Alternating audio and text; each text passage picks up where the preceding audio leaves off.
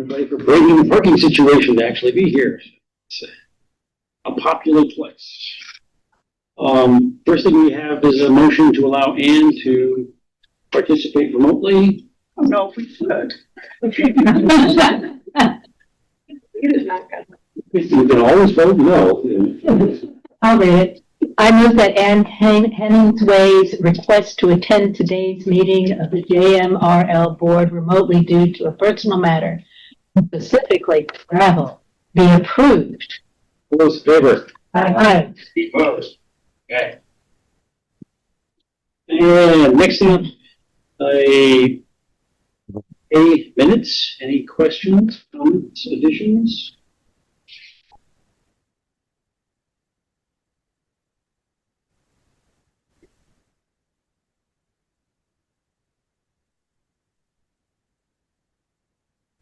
If not, motion to accept the minutes as presented. Second. All in favor? Aye. Any opposed? All right. Announcements?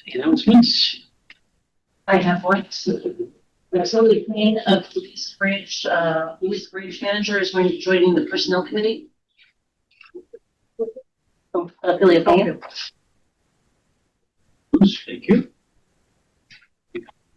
Who's the last staff rep? David? I think it was Jenny. I was going to say, I think We've got one. Chris Smith from Northside is also. Okay, right, yeah. But we lost one. And Right. had one. Good. Any other announcements? On the public comments. Have any public comments? I don't think we have any members of the public in attendance. Very good. Moving on. All right. So we're going to hear about the history of JMRL's pay scale from our own David Plunkett. Okay. I forgot to bring it up.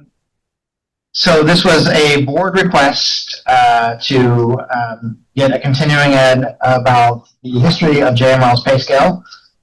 And I found it to be a very extremely useful exercise to work on, so I appreciate getting the opportunity here to get the perspective that was offered. I'm familiar with all the information from my tenure as a director here, but even the ones that were, even the changes that were made in the 15 years that I worked at JMRL before becoming director, I wasn't necessarily aware of all the decision making that happens. This was good to see the whole scope here. It might be a bit heavy on historical info. But I think it's important for this board to understand the continuum of regional library decisions that were made and how the decisions that you make today aren't in a vacuum, but they're in light of all those other actions taken in the past. So let's get started.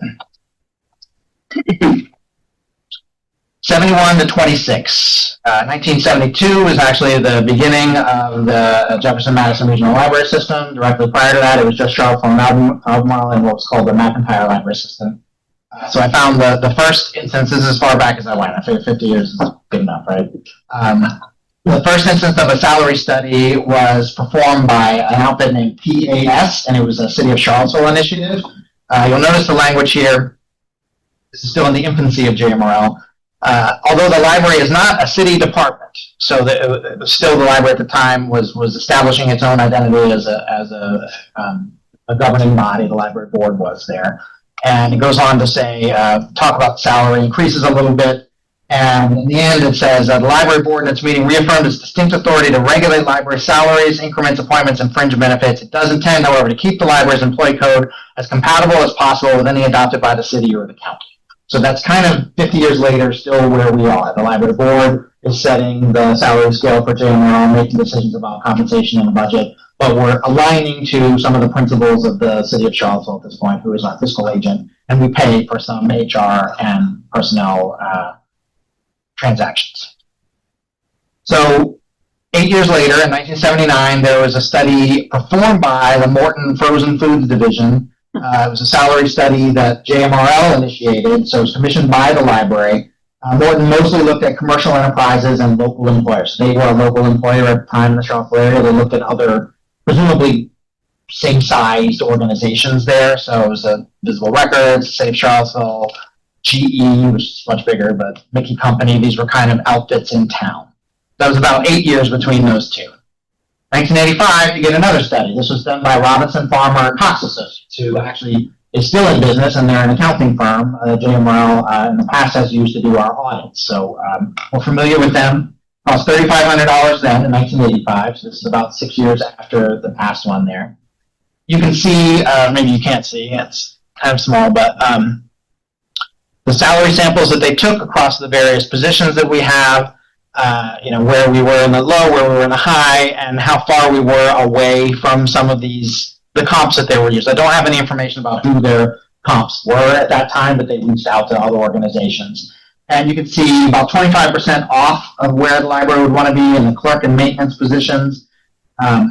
You'll consistently see in all the examples moving forward that at least some JMRL salaries are below what the target was at the time, however the target was determined. That's not necessarily unusual. I hear that from our jurisdictional partners all the time too, where they say, every time you do a salary study, you're going to find that you're behind the metrics that you're looking at. But you'll see over the 50 years here that JMRL was very consistently behind track. So 1985 to 1986, this is just an example of the pay scale that came out of that.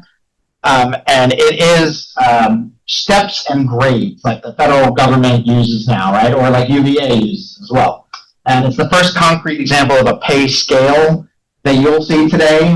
So you had a level and a grade, you were level 14, grade C or whatnot, that's where you were hired, you've been there for a while. And then you would move up to the next grade, the next step, the next year, and then the scale itself would move based on market forces or however that was determined at the time.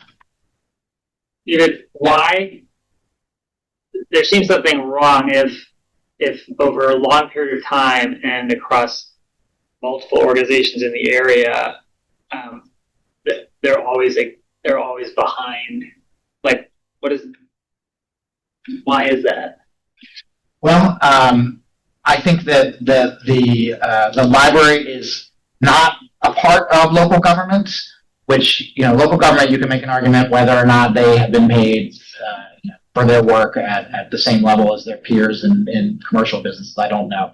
But the city, the county, they would move forward monolithically, and the library traditionally has been kind of, it's going to sound like this is a negative thing, but I'm not throwing shade at the city and the county. It was just an afterthought of some sort. We weren't moving with their pay scale because the library board and the library setup from the beginning we're a separate thing. So it was kind of like, we watch you move and then we move a year later. We watch you move and then we move a year later. And that's still, to this day, when you were saying, you said it was the same with other peers or other partners. Like, is it other libraries that tend to be behind the rest of government? Yes. But JMRL, salary-wise, has been behind other libraries as well. But it depends on who you're looking at. If you're looking at small rural libraries, then our salaries are doing very well. If you were looking at, I think JMRL's traditionally compared ourselves to libraries that serve a same-size population, and we've fallen behind Chesterfield, Henrico. Those size libraries were very far behind. It's not until the last 5 years or so where we started to fall significantly behind some of the smaller library systems. Like our partners in Stanton are now, their starting librarian salaries are higher than JMRL started. And my question is, how significantly behind have we been? Well, it depends. This is the 50-year history here, so it depends on where we were at any given point in time. The last study that we did, which we'll get to in a little bit here, we were 20 to 25% behind in a large variety of categories. Okay. So the next study was 3 years after that. This was by an outfit called TPF&C. Don't ask me what that stands for. This was about 15 to 20% off of the mean that was offered there. Changes were made, described by the director at the time as a reclassification took effect, transferring library staff from the library pay system to the city's pay plan. Not exactly sure what that meant at the time, but they made some adjustments. It was still the library board that was implementing and funding this, and it was still the grades and steps that we looked at a slide ago. So here's an example of a 1993 pay scale. The city and JMRL moved to this performance pay plan model, supposedly tied to the market. So you can see the rate, a minimum, and a target point, and then the maximum at the end there. But still using here's your grade, and there are steps within that. Okay. In 1998, the city and JMRL both participated in a study with an outfit called AON, which changed us from grades and steps to bands and stages, which is what we're currently still using. It sounds foolish, but it's a different setup where now you have broad banding of categories together and you have a wide range within those. We're still using this today. There's band 1, which is support staff, and there are 4 stages within there of increasing responsibility. There's band 2, which is professional staff with 4 stages of increasing responsibility, and there's band 3, which is the management staff, which really only has 2 stages of responsibility. So there were some changes that happened around this time. In 2003, we moved to a bi-weekly pay scale. The JMRL was fairly consistent with keeping this up for the next few years. They would adjust the scale and they would give a raise to staff. So instead of just like staff gets this raise, it's the scale is moving up at the same time. 6 years later, there's another study performed by HR Diversified Solutions, trying to tie the work that was done previously to a market base that was adjusted annually. So used the same bands and stages. They updated the market here. They got updated information on what the current market is by doing some surveys. This worked great until 2008. JMRL initiated and paid for this study. For several years, the market would move and the pay scale would move, and the pay scale looked the same throughout, but it was constantly moving. So staff that were working during this period were getting raises and new staff were getting hired at higher amounts throughout. That worked great. Here's an example of the pay scale that looked like. So still bands and stages. Band 1, 4 stages. Band 2, 4 stages. Everything was going swimmingly until the Great Recession hit right then. So in fiscal year 10, no raises. The library added paid holidays at that point to help staff kind of take the pain of no raises. Fiscal year 11, no raise. So the library board gave a bonus that year. Fiscal year 12, no raise, a bonus. And to me, the bonus is great and staff really appreciate that, but it doesn't help your long-term earning power. Fiscal year 13, there was a 2% raise and a slight adjustment for those making under $11 an hour and an increase in the pay scale. So that's kind of starting to get out of the Great Recession. 3 years later, they were able to do a little bit more at that point. Fiscal year 14, a 2% raise. Then another study that came from Albemarle County requesting JMRL to undergo a salary study. It was conducted by Charlottesville HR. The new goal was to bring salaries up to a median market minimum. So there's a 3-year rollout for this. It began in fiscal year 15. There's an 8% raise for staff who were currently 10% below the market minimum and a 3% raise for all other eligible staff. So this took place over the next 3 years. 3% raise, and then employees that were still below the market minimum getting either a 5 and 8% raise in fiscal year 16. Fiscal year 17, across the board, it was 2%, and this was the last year of that market minimum, so anybody who was still below was brought up to that number there. Fiscal year 18, a 2% raise. So the first year this went into place, there were 22 employees of about 115 that got the bigger raise there. So it's not like most of the employees did not see that. They saw just the 3% raise. 16 to 17, though, there was a big jump in the pay scale because this was the last year to get to that market minimum. So you can see the third column there is fiscal year 16, then fiscal year 17, then the increase year to year. So 1% at the bottom, and then 8%, 13, 23, and on. So this was a significant amount of movement between fiscal year 16 and 17 in the pay scale itself, like where the starting salaries would be. And a note about increasing the pay scale, too. I've mentioned this to the board before, but just so you are mindful of it, JMRL does use substitute employees who are only paid at the bottom of the pay scale. They do not get benefits, and they are hired at the bottom of the pay scale. They are intended to be brought in as like a substitute teacher would come in when somebody's not available. And the only time they get a pay increase is when the pay scale moves. So other than that, they're not getting annual raises. Currently, right now, in fiscal year 25, for a few more days, 17% of all JMRL employees are substitute employees, so 24 of 140. Got about 86 full-time employees in the rest of them.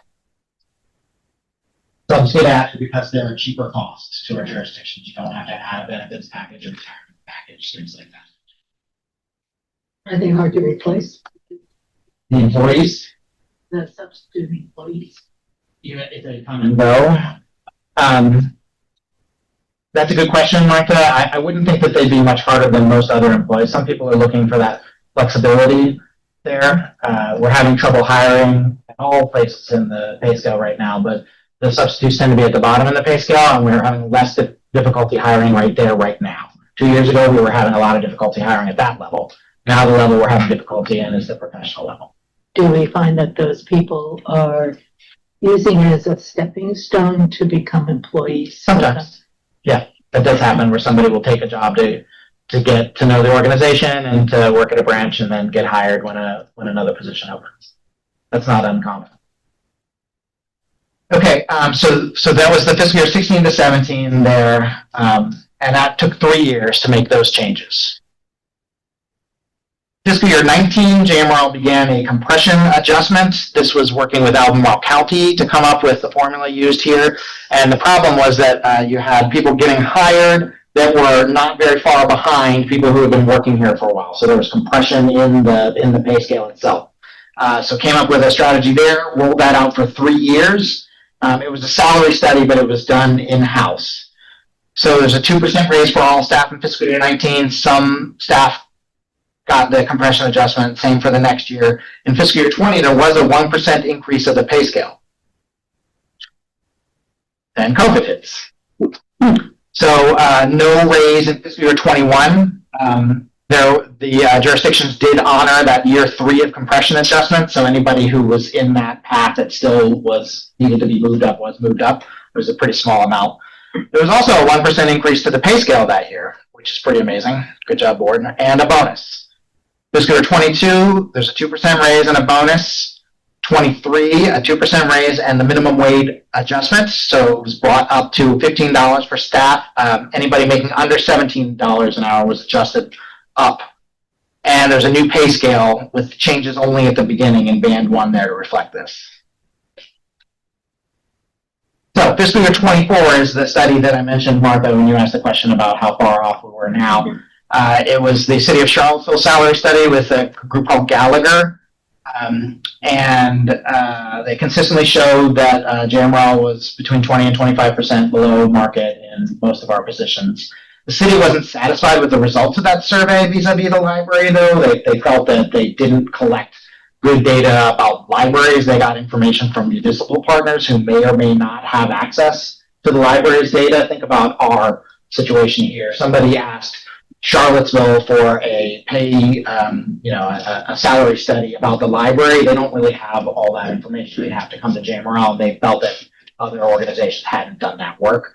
So we conducted our own salary study using peer libraries and the localities that Charlottesville and Albemarle had identified as peers in their own salary studies. We presented that to the city to have them propose a model pay scale back for the library board to consider, and this is what we've been talking about for several years now, but those efforts stalled and are effectively dead in the water at this point. So, this year 25, which is this current year, we're back to the present now, there was a 5% raise for all staff and a 7% raise for employees who've been here more than 8 years. And then fiscal year 26, which is starting July 1, a 2% raise for staff, but the pay scale is moving by 5%. And current staff are seeing that 5% as well. Okay? One interesting thing about the 24 study that the city did, they went back to steps and grades, which we had been with them on the steps and grades, and we all moved to bands and stages, and they went back to steps and grades. Okay. So we're on bands and stages? We're on bands and stages, yes. So for the last 10 years at JMRL, so just try to focus now on where we are right now. The pay scale has only risen 4 times. In fiscal year 17, we reached that market medium. That was the kind of big jump I showed you between 16 and 17.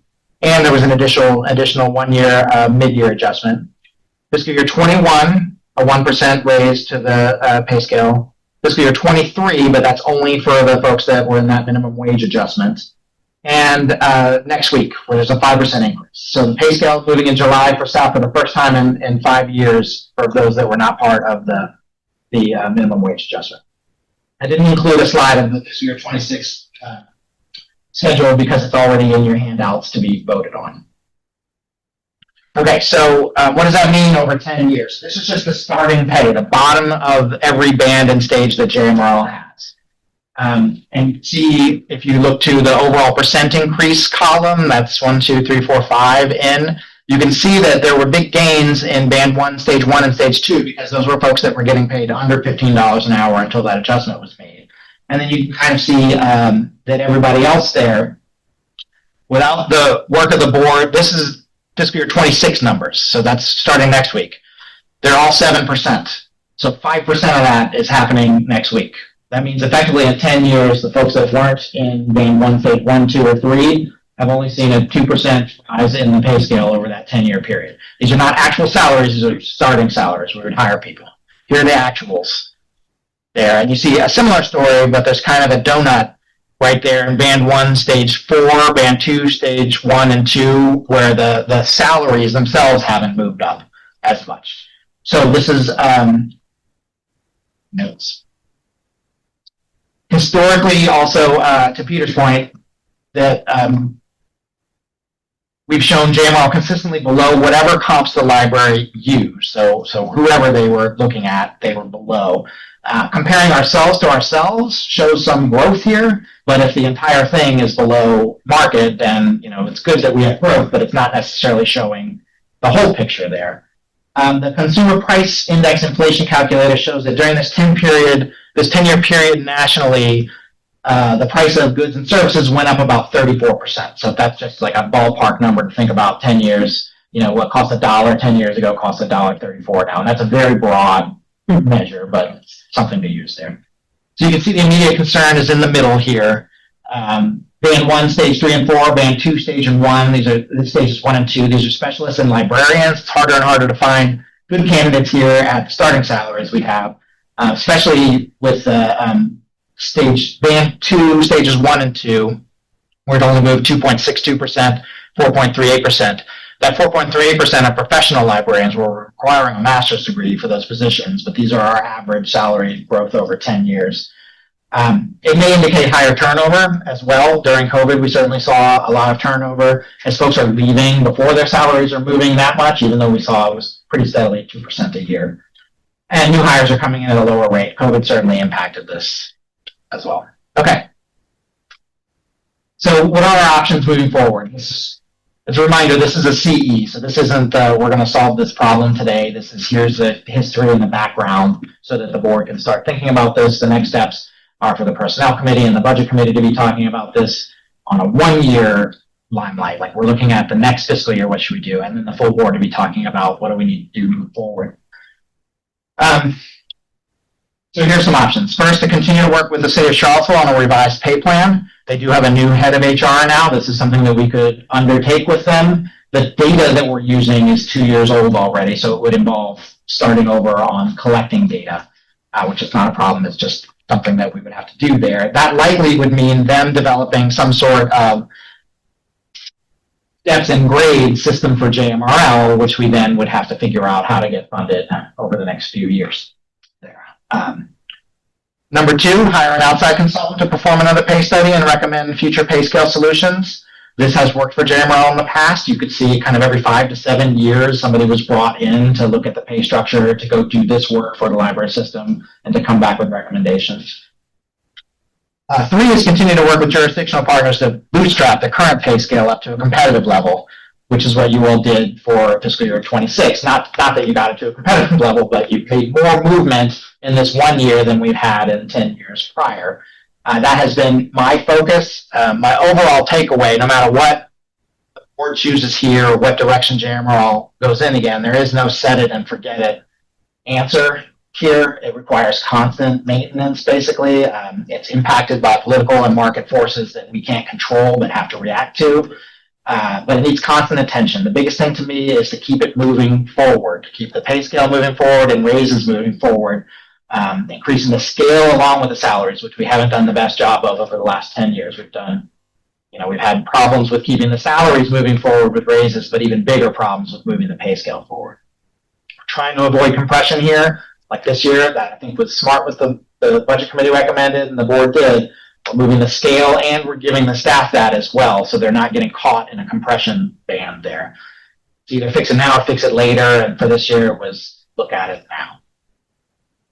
There was a lot of info and a lot of historical information, and I'll make that available to you all. I think that got to the heart of what you were asking for last month, but if not, I'm happy to come back with any other data. So I have a couple questions around sort of, where is there flexibility or not? So one, and I know that all these things are sensitive. But one is, so the bans sort of seem to handcuff you a little bit in terms of, so for instance, if you wanted to raise the salaries of technology staff, you have to do it for that whole band. Is that correct? Or I think that would be fair, but it certainly is not a have to. The board can make decisions and implement them. so you can.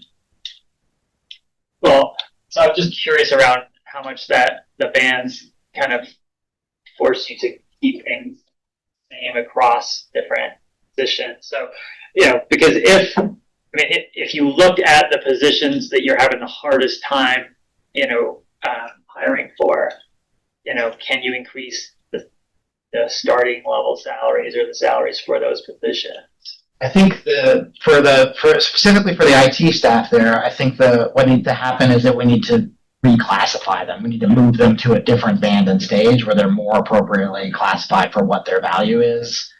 So yes, you need to find funding to pay more, but also like right now, some staff are paid at band 2, stage 1, that are doing things now on a technology front that they weren't being asked to do 10 years ago. So that needs to change.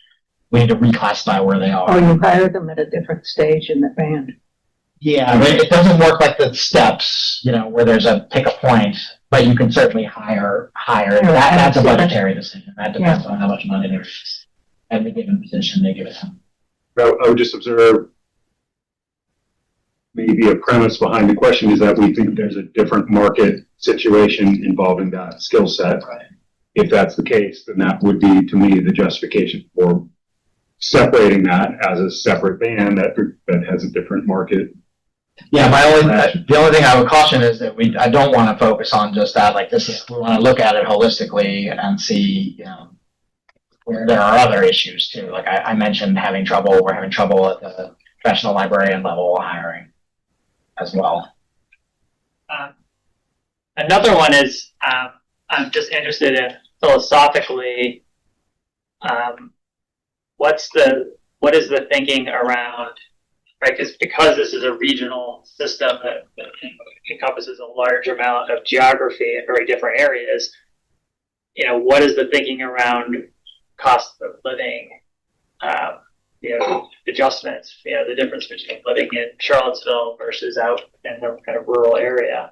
Has it always been, equal across the entire region? And yes, and is that Just because you live in Charlotte, if you work at the Charlottesville City Library doesn't mean you live in Charlotte, right? So.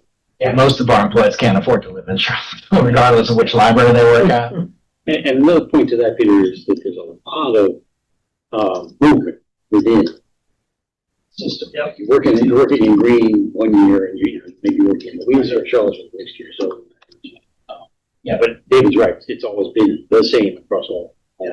That's the way JMRL has always done it. It's not the way that every regional library would operate. It would be a significant challenge, I think, to extricate that at this point, but not, if all ideas are on the table, then that's certainly worth exploring.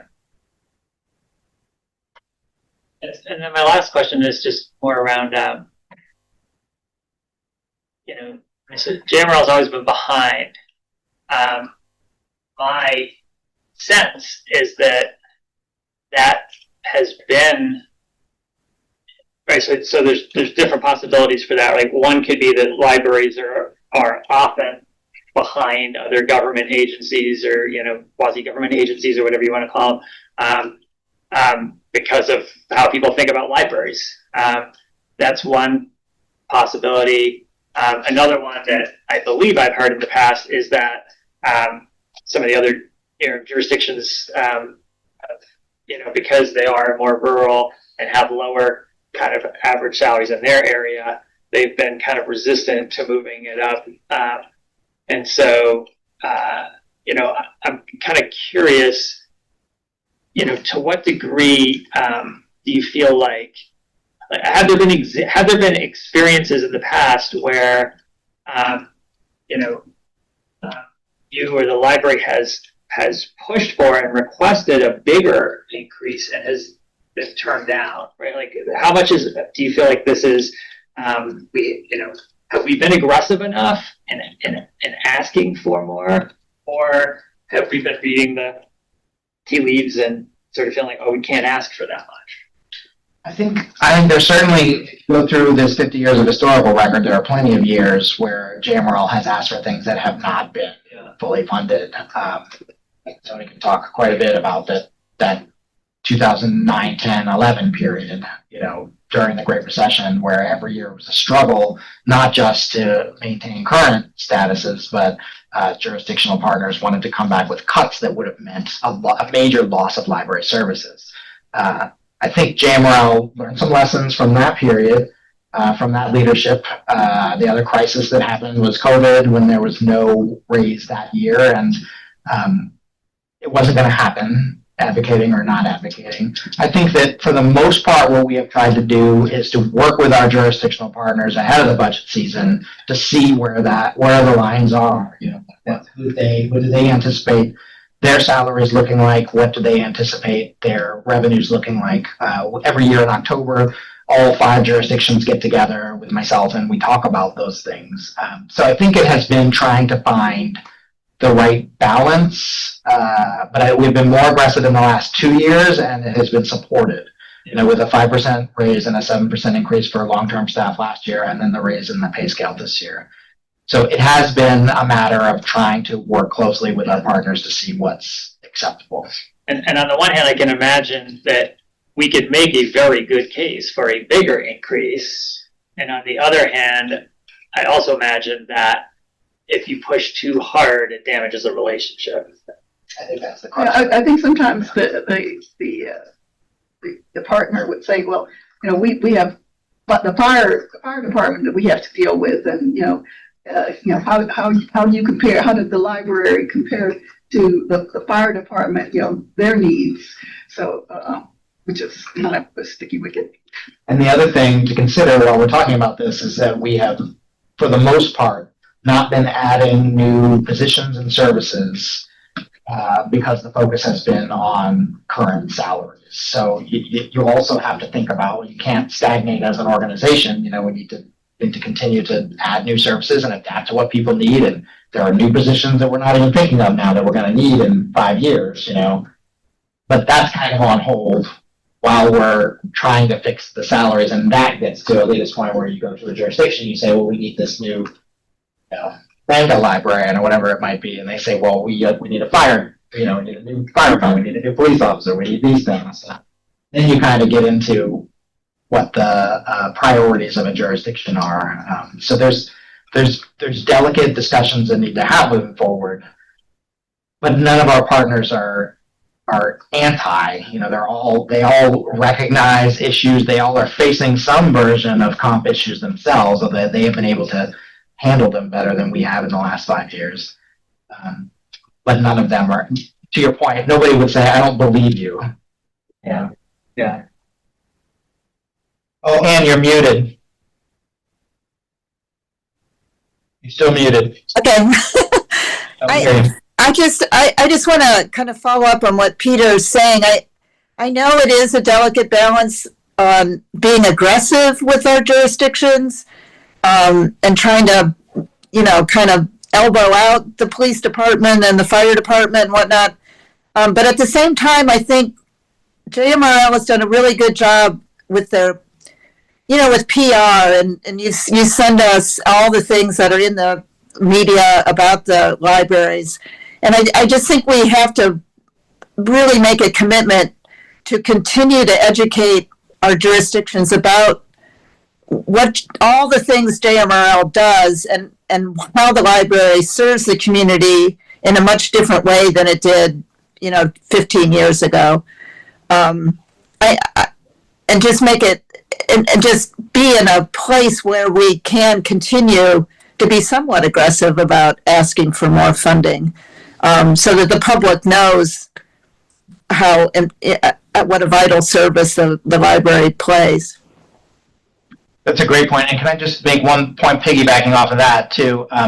We saw, I mentioned earlier that JMRL tends to see changes in jurisdictional comp and then try to catch up to it after that. We certainly saw during fiscal year 21, 22, and 23, our jurisdictional partners give very large salary increases and rework their compensation plans, because at that point, a lot of factors, but they were having trouble hiring because of COVID. They saw a big turnover. They had access to some federal money that was a short-term fix that they could use for things. So we saw them move forward in great leaps and bounds over that 3-year period, while we went 2%, 2%, 2%. And it's only the last 2 years that we've more aggressively gone for 5%, 7%, basically. So I think your point is a great one, though, is that I think that most of our jurisdictional partners have a good feeling about the library and they feel like we're doing a great job, but they might not know what that service looks like, to the extent that you all do, certainly, but even some elected officials might not have been in the library for a little while, so getting them in, I think, is a good place to start. With, negative when thinking about like hiring an outside contractor, I always feel like it's money often, but I wonder if there's a way to bring in that study that then shows them, along with the evidence you have of here are positions that we cannot fill, whether that's just sort of information of someone, people coming out of library school and we offer them a job and instead they go to Henrico because they're being offered more money. I don't know if there's any kind of way to create something that then when you meet with them at one of those joint meetings, it could be. Are you talking about meeting with consultants or meeting with the officials? Okay, I'm talking about all of it. Yeah. So bringing evidence is, I guess, what I'm saying, which is I think they probably have a pretty good idea that we're paying people less than what we should, but having this motion of things like, and then this is hurting you because you can't hire people for your library. I don't know. What are your thoughts on that? I mean, I don't know what these studies even encompass, but if there's some way to feel. Yeah, and to say we can't hire people, like right now there's only one job that we cannot fill that we've pulled, and we're going to post again when the new pay scale goes up because there's a 5% bump in it, and it's a regional manager position. It's the head of reference and adult services. The other jobs are getting filled. They're taking much longer to fill and finding like just the right combination of like, oh, well, my spouse is moving here and they have a job at UVA and I've got, or I just retired from another job, or like the life circumstances that work. And I think JMRL for 50 years has run off of that premise that we're going to get people who love the mission of it and they somehow can work other jobs or not work other jobs, or they don't need to work other jobs, whatever it might be. So, yes, I think we can certainly provide that. We have enough information about like where our partners are, where our peers are across the state right now, that we can show them. And like I said earlier, it used to be, well, we would show them like, well, look compared to Henrico. And that doesn't have a lot of meaning to all 5 of our jurisdictions because they say, we're not Henrico, we don't need to be paying that for these jobs here. But when you start to say, well, look at Augusta, yeah, and that's where we're in range there, then I think that has meaning. Yeah. So yes, I think that's a good idea. I just think that people are more, and then I don't know if you could then sort of maybe think about what are our statistics of like what's our turnover, and that sort of stuff, and it just costs a ton of money to go and hire somebody new. If you can keep the staff that we have adequately, it saves us money in the long term. It may look like it's costing us a lot, but we're saving so much money, and we would much prefer to give them money than than waste everybody's time and spend it on searching for something. So I don't know, but it might also just be also an interesting exercise to say, in order to get where we think we should be, what are the raises that we would have to implement over years? I mean, Yeah, I think part of that too is what is the actual staffing level that we would need. Right now it's a lot of working very hard, doing a lot of different jobs. Joke but don't joke all the time about how so many of the positions at JMRL were 2 jobs that are now 1 job. Like look at these folks Miami. This is not Sierra's full-time job. She does all the collection management half the time and then works here. Will's job is in charge of our IT and our collection development team and our technical services team, right? Those are 3 different divisions, really. So. I have a question, wonder about the 3 options. Wondering if you have a sense of which of those may be most effective politically, right? Like with the folks who are making some of those budget decisions, like, your point about the consultant sometimes being like, is this really a good use of money to tell us something that we already know? But also sometimes you need someone externally to say that in order to gauge traction. And I guess I'm just wondering, when you look at the options, do you have a sense of like some of these would be more effective given the bodies that we're engaged with? Yeah, I do, but also we're riding high off of the budget that you all are going to vote on today being a pretty successful step in the right direction, the best step in the right direction that JMRL's taken in 10 years. So that worked using option 3 basically, where we said, forget designing a new pay scale, forget we bring the consultants in, we didn't like these consultants, we want those consultants. Let's just push it forward. Let's get movement here. And yes, we need some data that says like, okay, that's good enough. You need to stop. And we need some data that says, no, we're still behind here or there, or this position needs to be reclassified, those types of things. But to me, I think making the case to our jurisdictional partners that we are behind in comp is not that hard, and most of them do understand that. But then when it comes time for them to make budget decisions, that's not the only factor they're looking at. They're less concerned about our internal factors than they are with their whole budget picture. They're trying to figure out how to provide a government to whatever region they might be. So option 3, and this is recency bias because it worked this year and last year, but it's moving. For those options, or maybe from this last cycle, it seems to me if they've already done the work of surveying and coming up with their own salaries, and if there's a gap there we're a year behind, it seems to me that just point to the work they already did and piggyback off of that. Is that sort of what happened here, or? A little bit. That was a Charlottesville Commission study, so it had some meaning for the city of Charlottesville. It had less meaning for other jurisdictional partners. But Albemarle, for example, has done their own work to say we need to bump our pay scale to these amounts in these directions. What I'm hearing is historically then JMRL following that. Yeah. And it just seems to be a very strong argument is, hey, you identified for your employees with these sorts of skill sets, that's where they need to be because of their own type of situations. Yeah. And it just seems to me that's maybe your strongest comp because that's directly to ultimately this boils down to is whatever you can get the jurisdictions to agree to. Ultimately.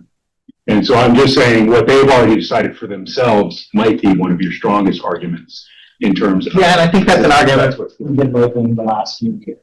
Here's the movement they keep having. It doesn't, when you get granular about it, it's a bit apples to oranges, in terms of like there are some positions that are comparable, but there are a lot that aren't, and their salary work specifically doesn't include libraries, which a lot of other municipalities would because they have JMRL.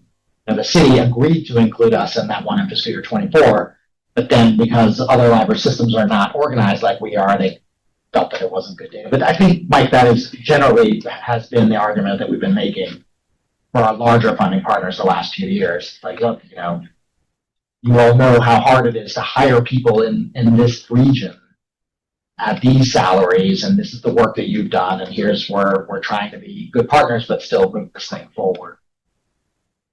So maybe a decent strategy is to is to try to continue forward what you found and make the case that it has to happen year over year over year to start to claw back. Keep on going. Yeah, I think that's a great point. Any other questions or comments? David, this is a great body of work. Thank you very much. Sure, I'll share it out with everybody. So I can do that. Policy committee report. Okay, the policy committee met today and discussed employment references, which you'll see, we have a recommendation for that, which you'll see as a first reading today. And then continuing from the presentation, the board presentation we saw last month about Monticello Avenue Community Information Network, we opened up that policy and started talking about it. I think the tenor of the discussion is that we're interested in exploring deprecating the current policy, which mostly deals with the sort of the web hosting service. But before we make decisions or recommendations on that, we've asked staff to kind of put together the beginning at least of a sort of a migration plan, so we can see if we've deprecated this, here's at the same time what we would be putting in place, partners who would be affected. And then looking at those two at the same time will be kind of a better place to understand what that decision would look like. I think there's going to be some survey by staff also of those existing partners to understand usage. Just start the conversation of how much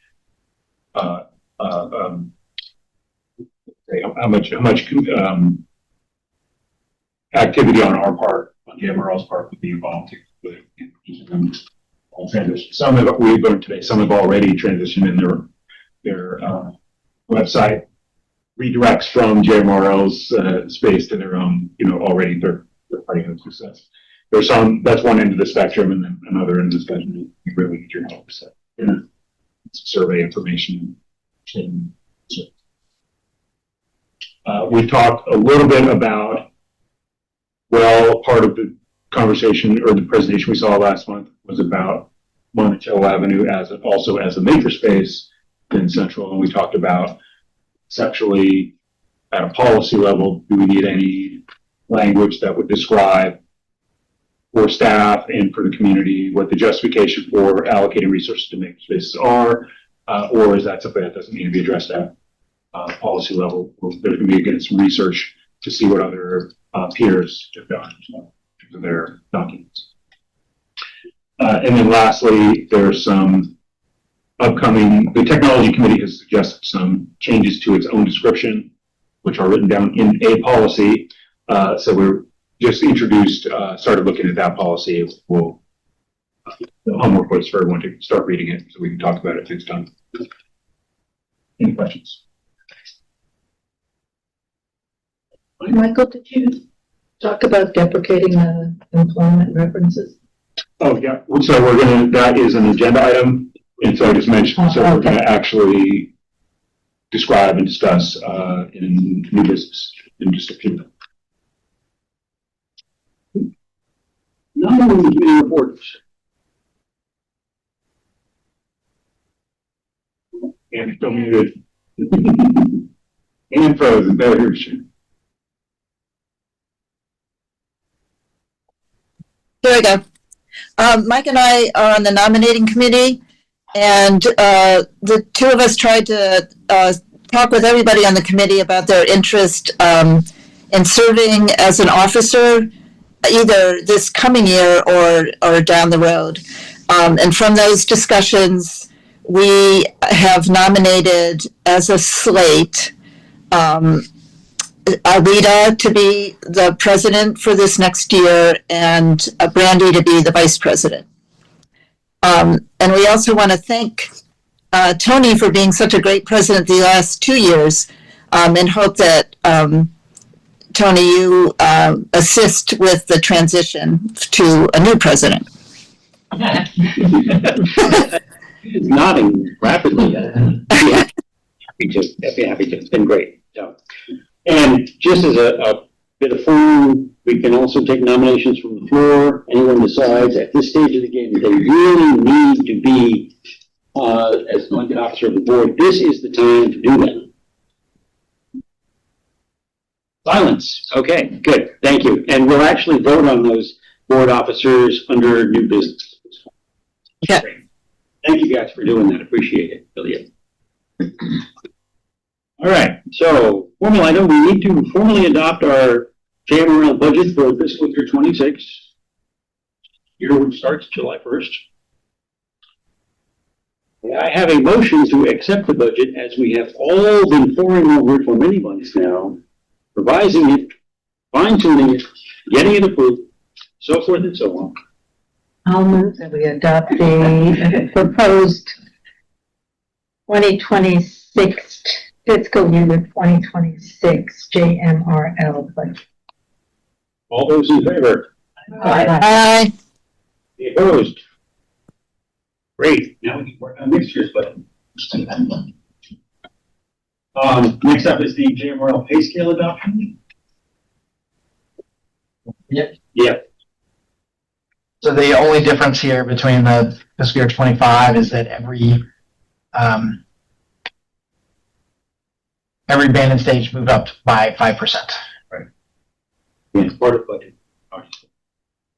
It's already worked into the budget you just voted on. For reference.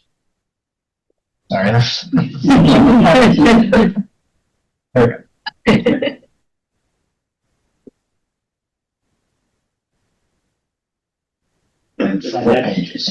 That's in your handouts as well. So. All right. Last piece of old business is the discussion. Can we get a motion? We formally adopt that? Yeah. Okay. Make the motion to. Raise my hand and make a copy. I'll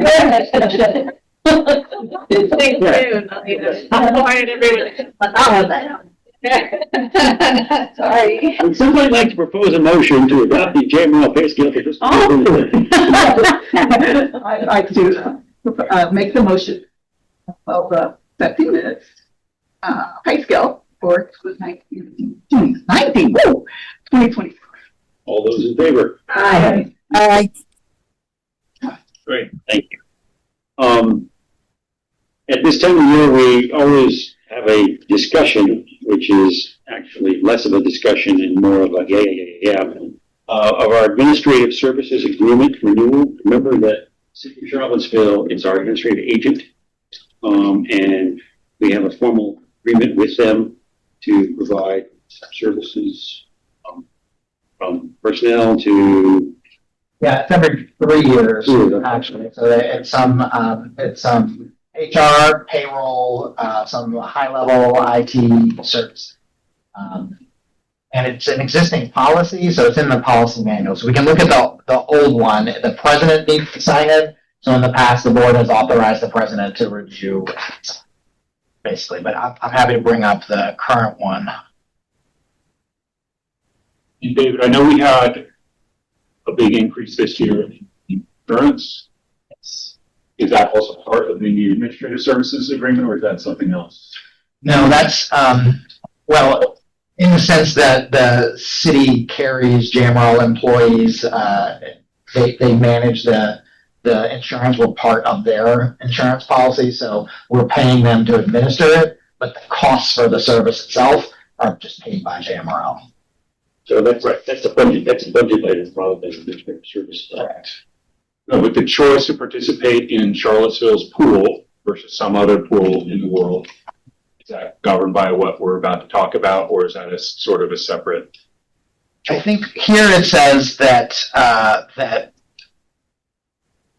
the city will administer that for us. If JMRL were to choose to use some other service, then I don't think this would prevent us from doing that. It's not going to decrease the cost of what JMRL pays to the city for these services. That's written in the regional agreement.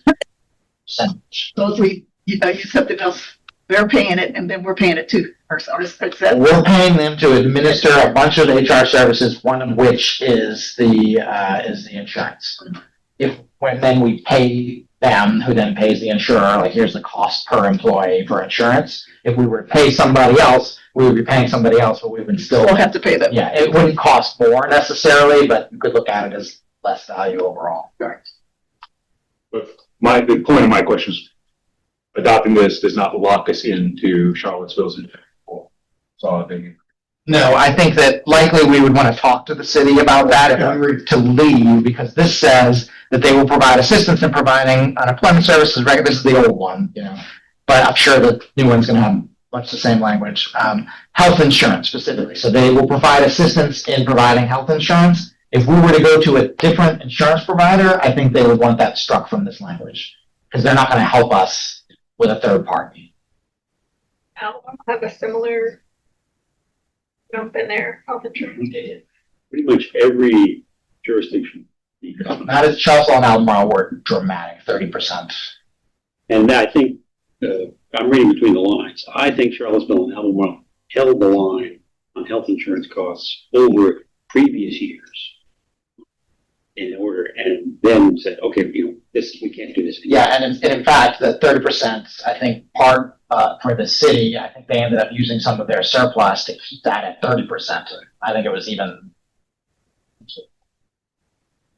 So yeah, what we're voting on here is whether or not we allow the president this fiscal year or next fiscal year to sign the administrative services. I think it has to be done by.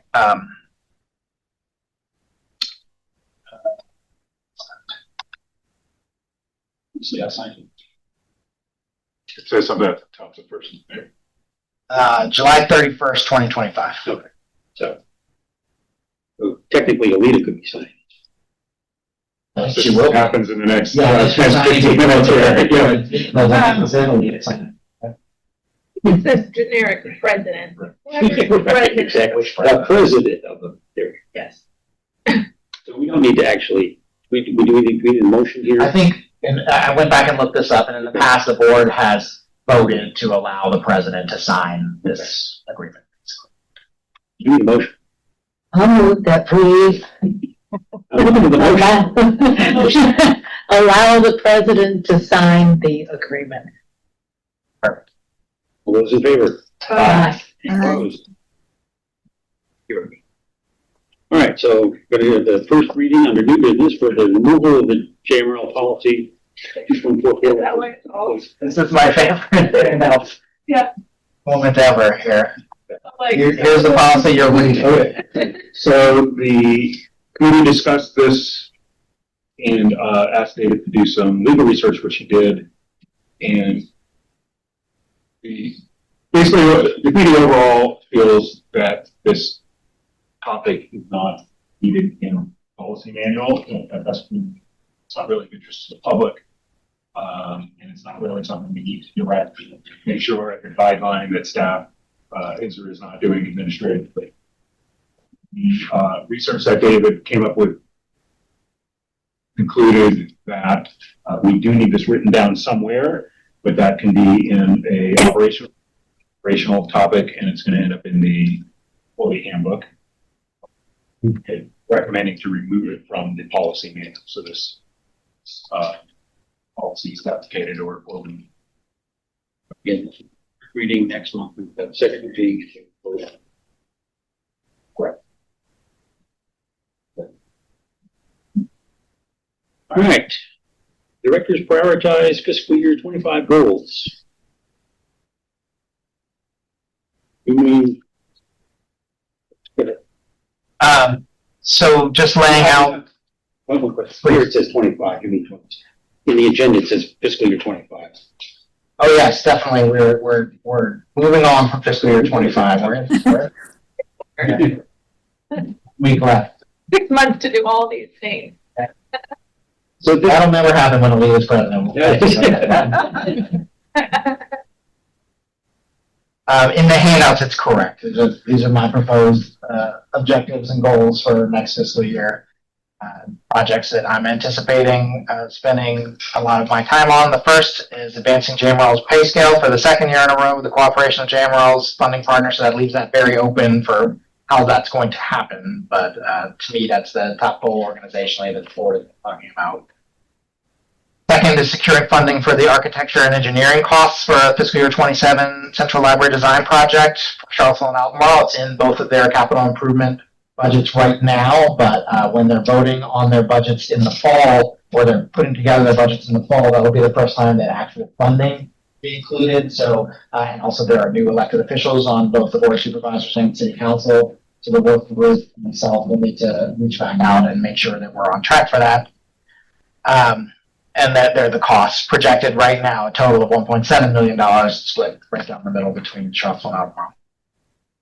Third is to develop a timeline and overall fundraising strategy for the Central Library renovation in consultation with the Library Board, the Friends of the Library, City of Charlottesville, County of Albemarle, and the Central Library Working Group. Just because we have promised that JMRL and the Friends will be able to support this project with some fundraising. Generally, we're not fundraising for any buildings until there's some capital committed from the owning partners, and we're expecting that this will, coming into next year, that there will be money there. So it's time for us to come up with, here's how we're going to do this, here's what we expect, and to talk to them, talk to Charlottesville and Albemarle about what their needs are going to be. They likely won't know until the end of the architecture and engineering. Then they'll get a real sense of what the project costs are. And if you know, a lot of projects around that are of this scale are coming in a lot more expensive than projections. So they've split between the cups and the lip, but right now we're on track. And then finally, at the board's request, develop a timeline for website enhancement and explore strategies for the use of external funding and resources to meet that timeline. I'm anticipating working with the technology committee on this throughout fiscal year 26. Questions?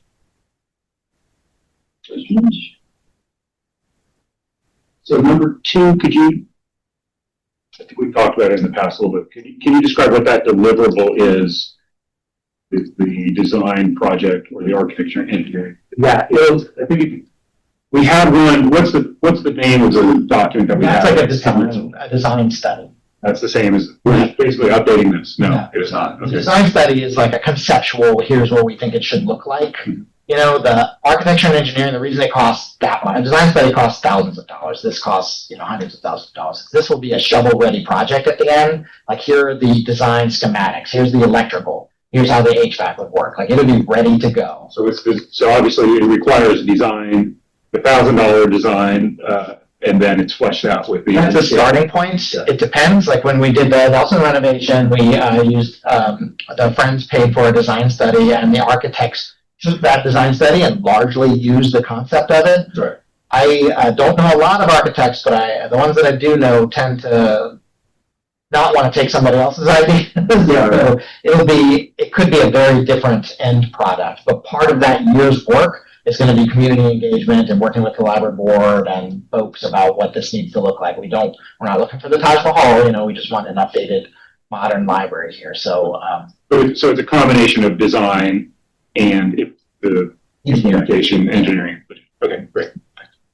But the deliverable here is to secure the funding for that. I see. So the project wouldn't start until a year from July. Basically, that's when it's in their CIPs. But when the city and Albemarle County put together their budgets for fiscal year 27, this money needs to be included, or else the project stops. Is that building in the historic register? I don't believe that it is. Is that? I think that in general, though, in downtown Charlottesville, like, there's going to be very little envelope work. Yeah. Because the Board of Architectural Review is very, they're specific. That's a very nice way to put it.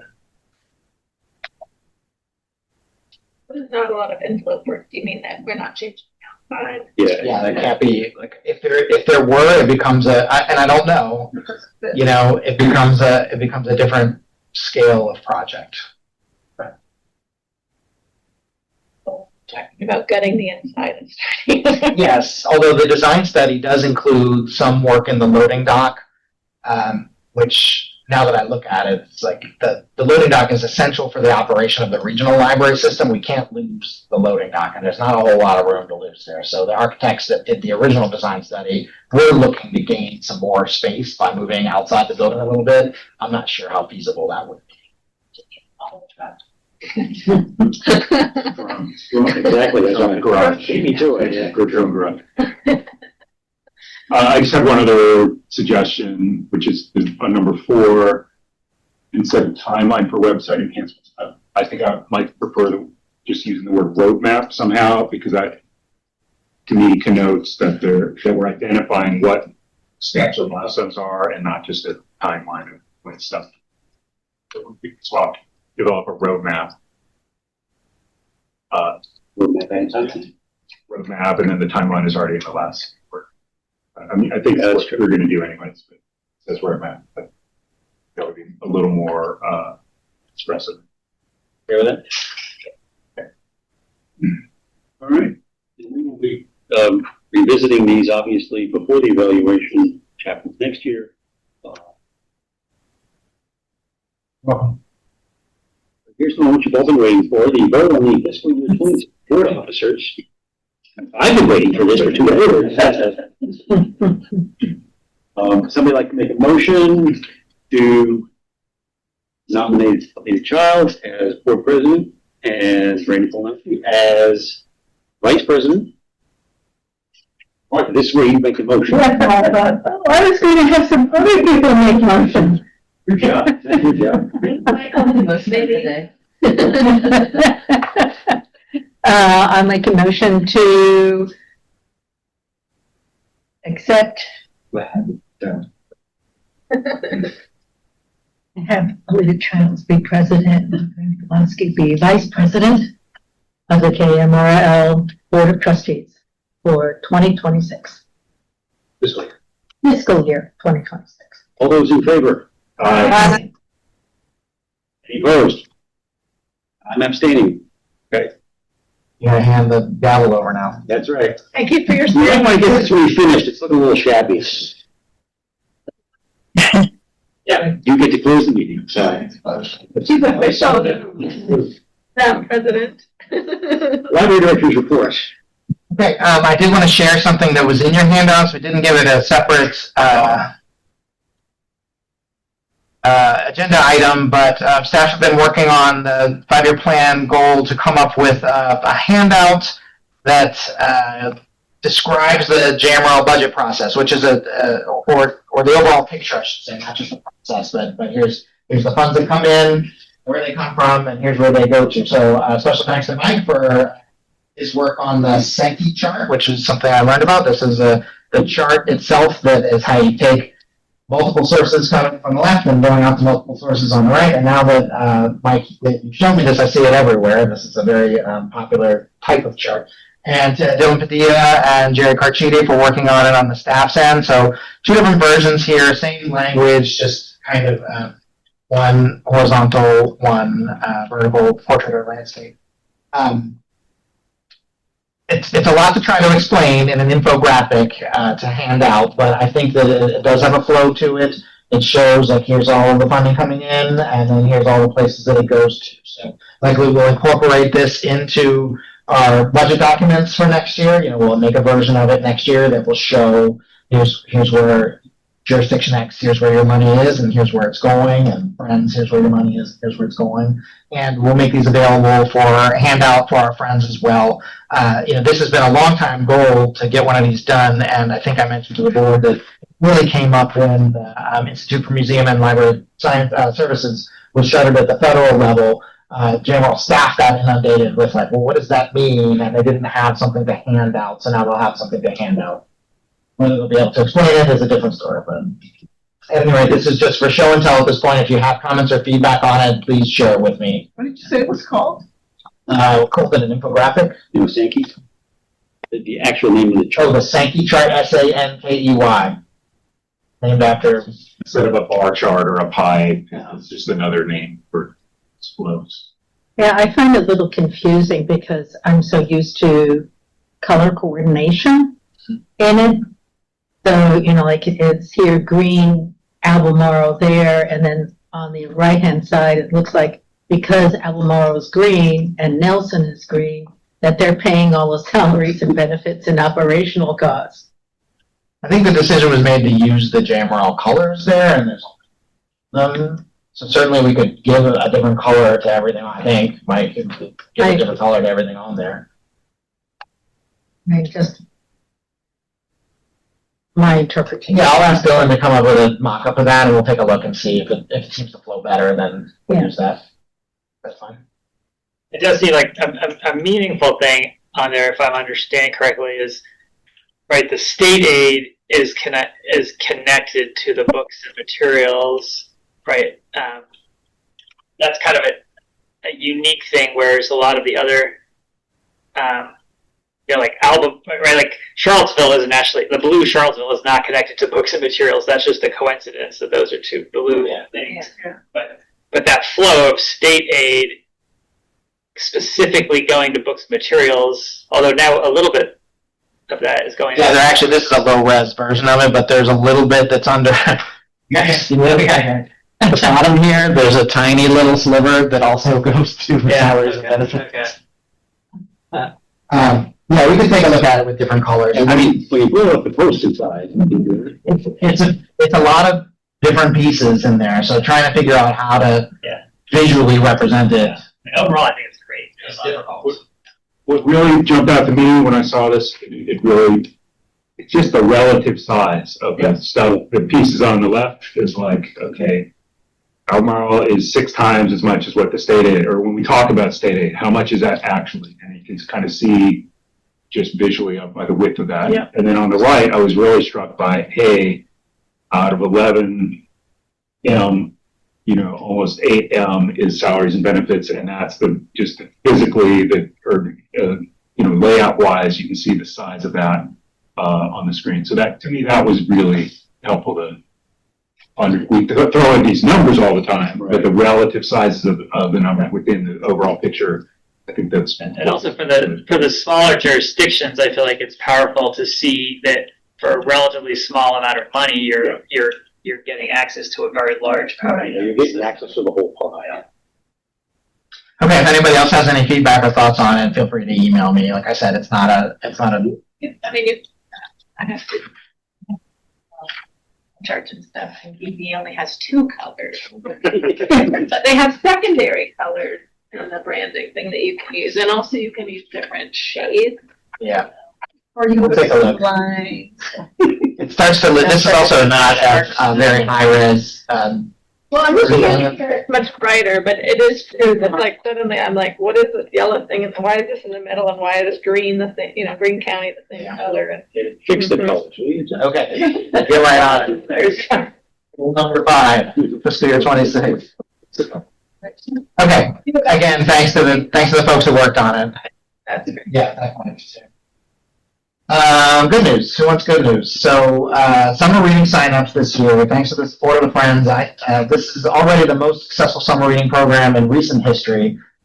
Maybe you could make the case ever. It's on pace to double last year's signups. We already have 2,800 more signups than we did last year. In the parking lot. You're all here today, though. You're using the library in the summertime. That's great. Actually, we had a lot of them in Nelson. Staff tweaked the program a little bit to front load the prizes, so you get a tote bag when you sign up for summer reading. And the theme this year is Color Your World. So the libraries each have different color markers, and every week you can go in and color your bag a different color. But I brought samples for the board, so everybody gets a bag if you don't already have one. If you haven't already signed up for summer reading, you still need to sign up for summer reading, but I'll give you the bag in advance. So we think that helps. Also, good work by Bill and Padilla on doing some social media marketing that we hadn't done in the past. Just a lot of effort by staff on the Young Adult and Children's Committee, led by Megan Smead and by Heather Pennant. So there were almost 1,000 people here for the sign up at the Northside Library sign up event. The Central Library event, it was raining that day. It was going to rain. The staff were nervous that they wouldn't get a good turnout. It was a tremendous turnout, and then they were worried that that was going to pull away from other turnouts. But every sign-up event numbers dwarfed the last year. So good job to staff for working on this. We've gotten a lot of traction, a lot of positive feedback, and everybody pick up a bag before you go. Speaking of the friends, they've approved their fiscal year 26 support for JMRL.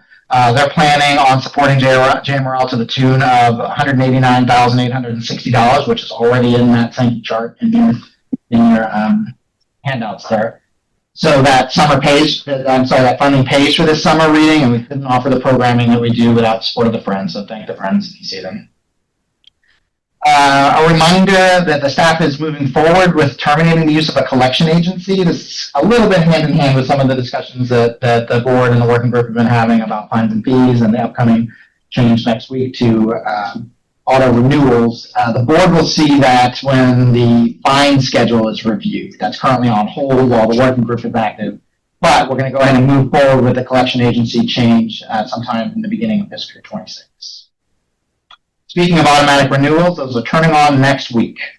Okay, so you won't see the results until 3 weeks after that. This is going to be the first public relations hurdle. When we say starting July 1, automatic renewals, and July 2, somebody's going to say, why didn't my books renew? But it's July 1. Retroactive. There's a blog post up now, press release going out tomorrow, social media is coming up.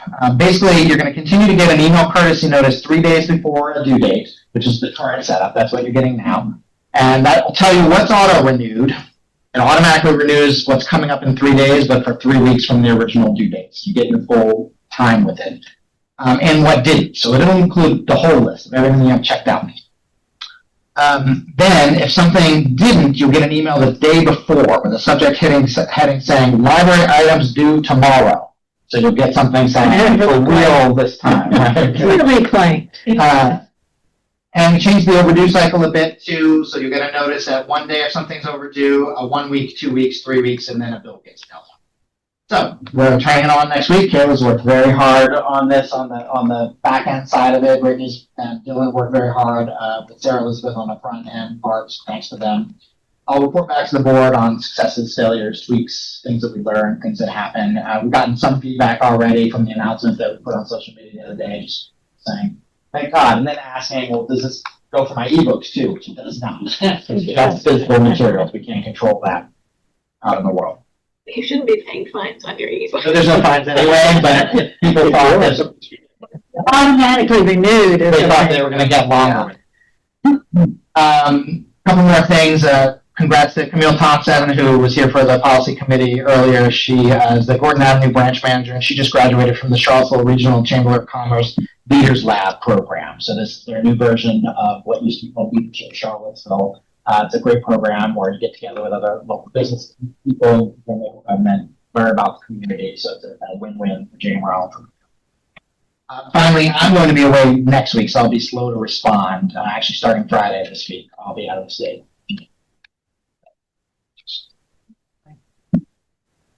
That's all I have to report, Madam President. Other matters? Just a question was, what was the next step on the fines and fees? Working group didn't meet since the last board meeting, so we're expecting to have a meeting next month. We've got 5 weeks between now and July. Okay.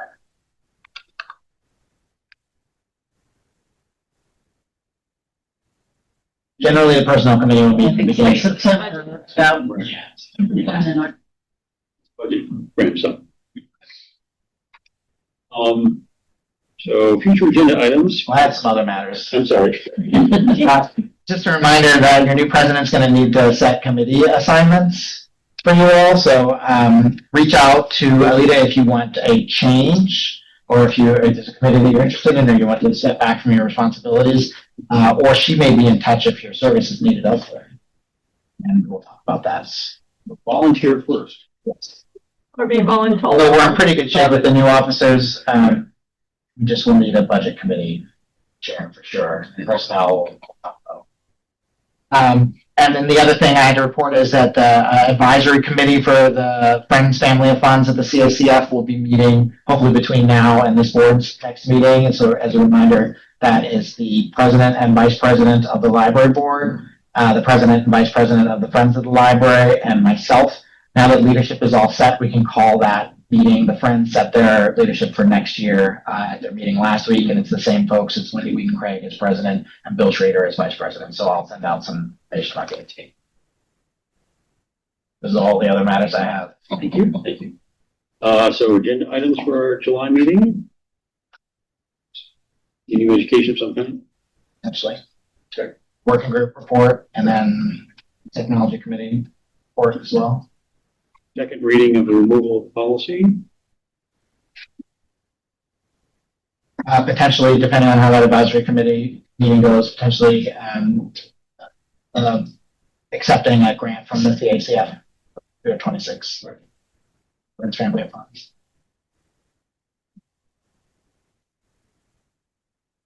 Agenda items?